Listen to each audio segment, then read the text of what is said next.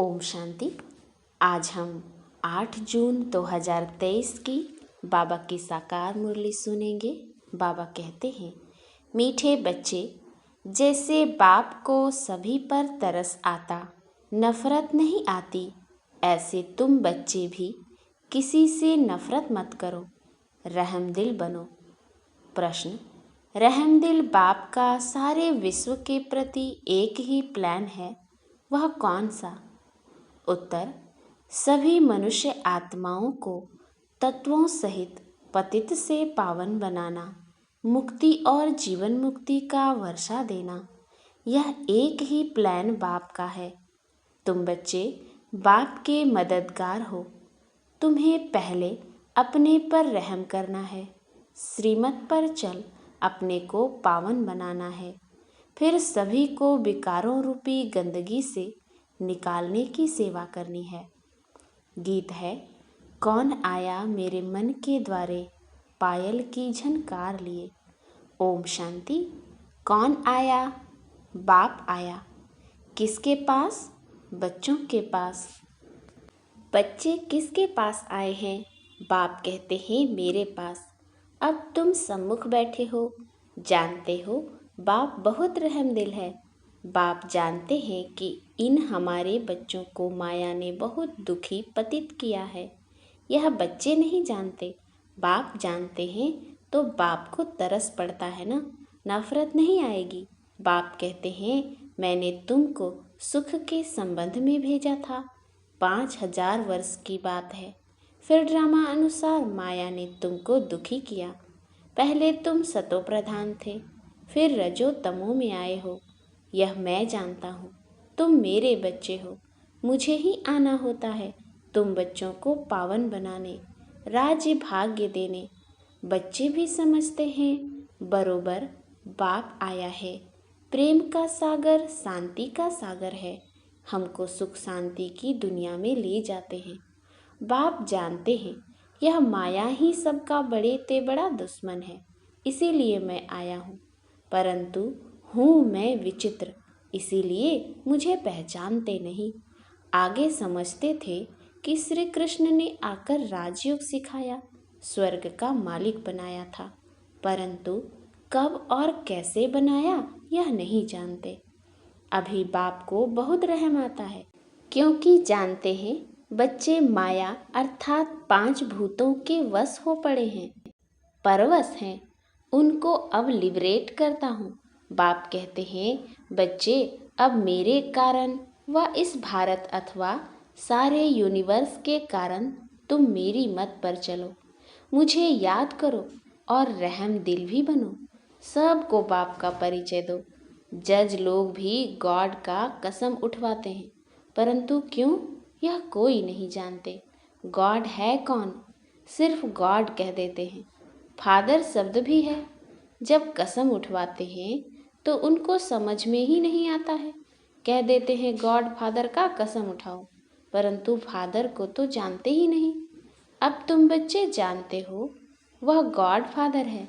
कसम उठाते हैं क्योंकि समझते हैं अगर हम कुछ उल्टा कर्म करेंगे तो बाप सजा देंगे। जैसे घर में बच्चे उल्टा काम करते हैं तो उनको डर रहता है बाप थप्पड़ न मारे, वह कसम गॉड का उठाते हैं, परंतु जानते नहीं कि गॉड कौन है, कैसे सजा देंगे। क्रिश्चियन लोग बाइबिल उठाएंगे, कोई गीता उठाएंगे, समझते हैं गीता का भगवान श्री कृष्ण था, तो श्री कृष्ण को सामने रख क्षमा मांगते हैं। समझते हैं अगर हम झूठ बोलेंगे तो वह दंड देंगे। अब ट्रुथ तो बाप को कहेंगे। क्राइस्ट को सारी दुनिया ट्रुथ नहीं कहती, सदा ट्रुथ तो है गॉड फादर, परंतु उसको जानते नहीं। जब बाप आए बच्चों को जन्म दे, तब बच्चे बाप को जाने। अभी तुम बच्चे जानते हो बाबा ने अपना बनाया है, इस माता द्वारा रचा है। उनको आदि देव भी कहा जाता है, वास्तव में आदि देवी भी है। अगर मम्मा को आदि देवी कहें तो उनसे बड़ी आदि देवी यह हो जाती है। यह बड़ी गुह्य बातें हैं। जो विशाल बुद्धि हैं वही इन बातों को समझ सकते हैं। कहते भी हैं बाप पतित को पावन बनाने वाला है, अच्छा, पावन दुनिया कौन सी है? क्या मुक्ति को पावन दुनिया कहें व जीवन मुक्ति को पावन दुनिया कहें? यह कोई जानते नहीं हैं, गाते तो बहुत हैं। उन्हों की बुद्धि में सिर्फ यह है कि परमात्मा आता है, परंतु उनका रूप आदि नहीं जानते। फिर कहते हैं सर्वव्यापी है। बाप बहुत रहमदिल हैं, प्यार का सागर है, तो बच्चों को भी रहम करना चाहिए, प्यार करना चाहिए। बाप बहुत रहम करते हैं, उनको कहा जाता है मर्सीफुल। बाप कहते हैं तत्वों सहित सारी सृष्टि पर मैं मर्सीफुल हूँ, नॉलेजफुल हूँ, प्यार में भी फुल हूँ, बहुत प्यारा बनाता हूँ। जैसे श्री कृष्ण कितना प्यारा है, उनके घराने में सब प्यारे हैं। वास्तव में डिनास्टी हमेशा राजा की कही जाती है। किंग एडवर्ड की राजाई कहेंगे, प्रिंस ऑफ वेल्स की नहीं कहेंगे। प्रिंस फिर किंग हो जाता है। तो यह भी ऐसे है। क्रिश्चियन का कनेक्शन श्री कृष्ण की राजधानी से बहुत है। वह क्रिश्चियन लोग श्री कृष्ण की राजधानी से बहुत कमाते हैं। पहले श्री कृष्ण की राजधानी को अपने हाथ में ले लेते हैं, फिर देते हैं। श्री कृष्ण की कहें अथवा लक्ष्मी नारायण की राजधानी थी ना। अब वे क्रिश्चियन श्री कृष्ण को विश्व की राजधानी दे देंगे। कितना वंडरफुल राज है। अब वो ही श्री कृष्ण की राजधानी को मदद भी दे रहे हैं। आखिर सारी राजधानी श्री कृष्ण को देकर जाते हैं। इसीलिए श्री कृष्ण के मुख में मक्खन दिखाया है। ऐसे नहीं मक्खन का कोई गोला है। दो बंदर आपस में लड़ते हैं तो माखन श्री कृष्ण को मिल जाता है।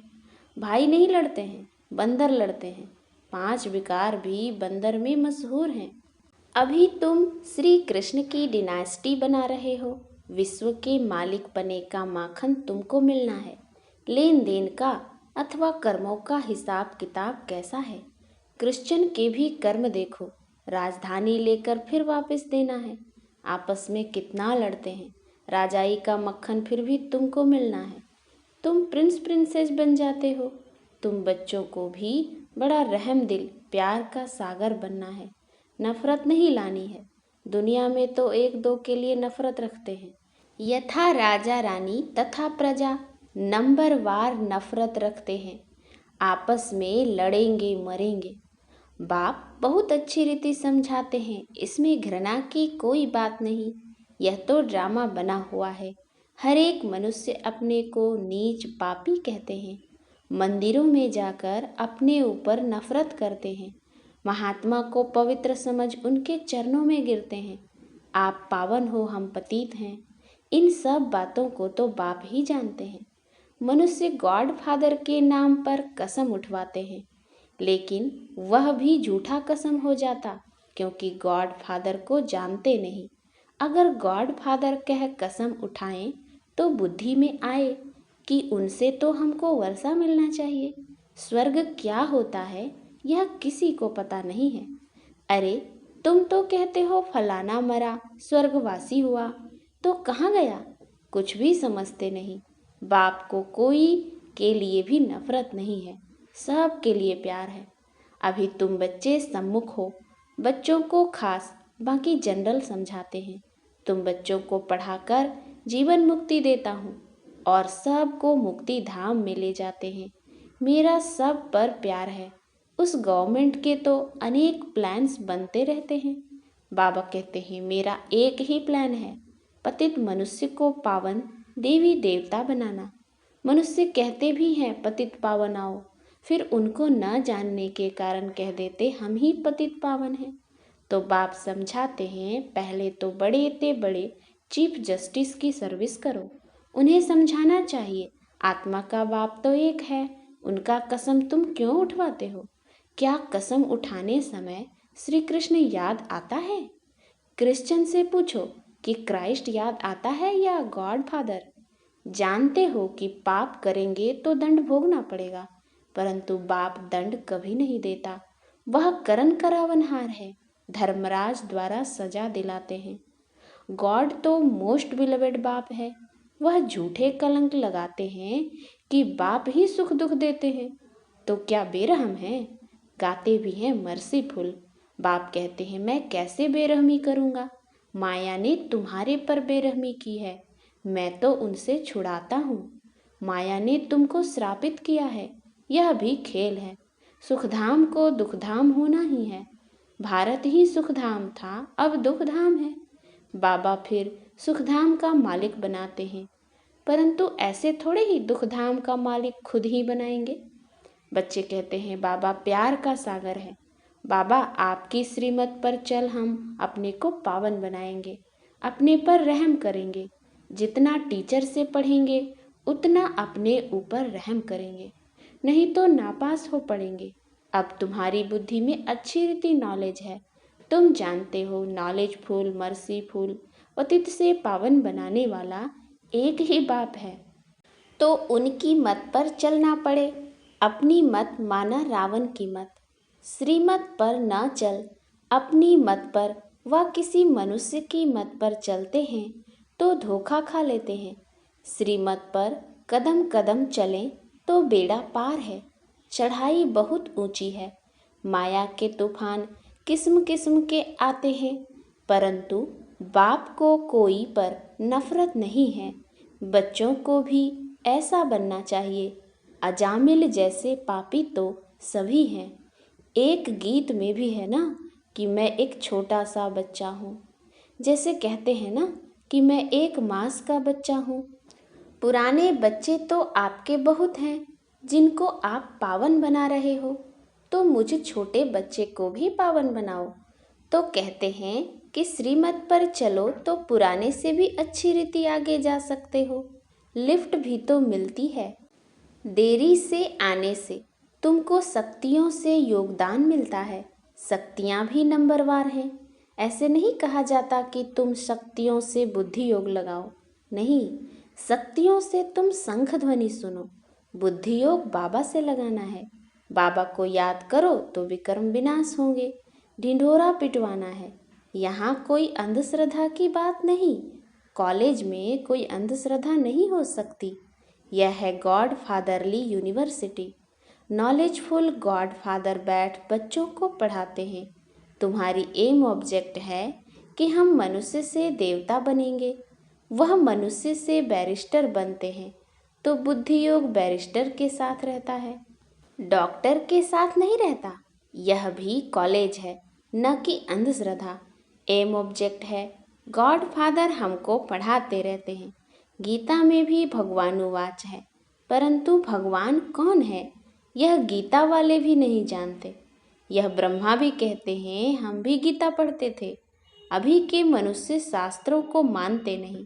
गीता को उठाने से उनकी बुद्धि चली जाती है श्री कृष्ण की तरफ। उनको सब धर्म वाले नहीं मानेंगे। गीता है सर्वशास्त्रमयी शिरोमणि, शिव बाबा की गाई हुई।